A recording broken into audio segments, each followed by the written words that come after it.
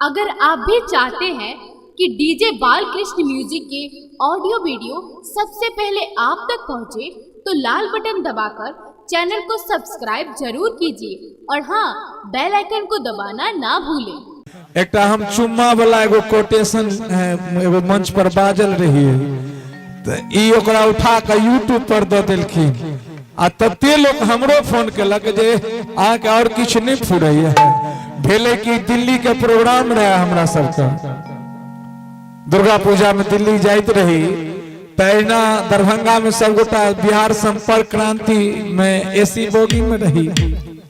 हम ऊपरका बर्थ में रही, निचलका बर्थ में एक नव दंपति सब सफर कर रहल छलखिन।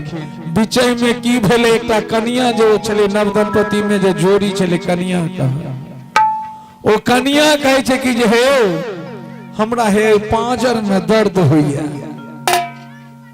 जे कनिया कहे छे कि जे हमरा पांजर में दर्द होइया, बर के किछ नहीं फुरेलेन, ओ चट से एकटा चुम्मा पांजर में कनिया के ल लेलखिन। कनिया कहे छे ये ठीक भ गेले।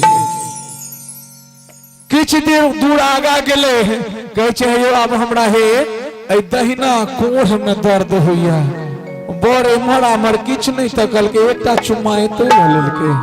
कनिया कहे छे ठीक भ गेले, हमरा नहीं बर्दाश्त भेल। हम ऊपर का बर्थ पर धाई भटका गिरलो नीचा में। कहलिए